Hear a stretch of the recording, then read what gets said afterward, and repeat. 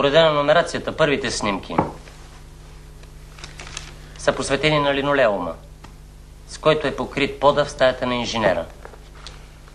И показват стъпки от почти едни и същи мъжки обувки, обозначени с буквите А и Б.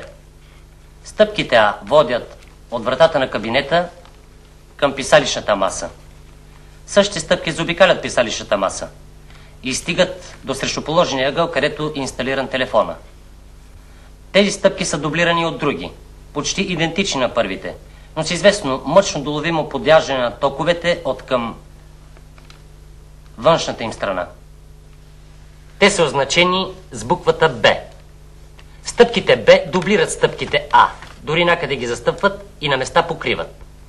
Но те започват от вратата, отклоняват се към леглото и там свършват. Стъпките Б не заобикалят писалищата маса, както стъпките А. Лицата А и Б носят обувки от един и същи номер и от един и същи модел. И така. Лицето А влиза в стаята. Върви към масата. Спира се до нея. Прави една-две стъпки на място. После заобикаля масата и стига до противоположната й страна. Връща се по същия път, без да се спира до масата. Да. Тук всъщност има само един загадъчен момент. В пространството, заключено между вратата и масата, има повече стъпки. Повече, отколкото в пространството, заобикалящо масата. Въпреки че и двете пространства са еднакви.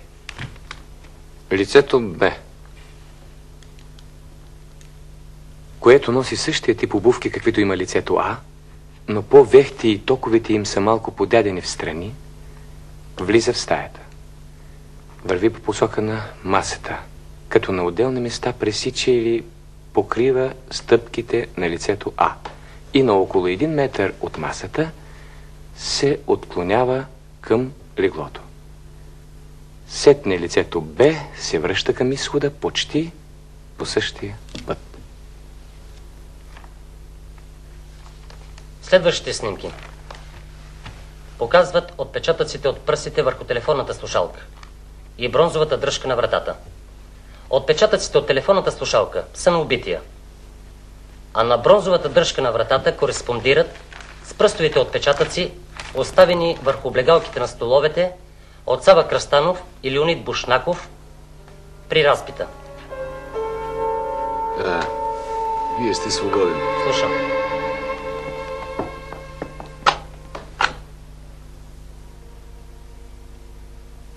Следователно,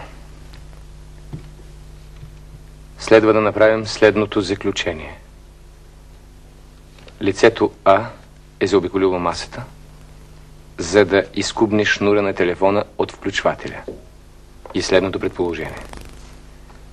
Лицето А е сложило и ръкавици, когато е влязло в стаята, но вземайки предвид отпечатъците от пръсти върху бронзовата дръжка на вратата, следва да си мисли, че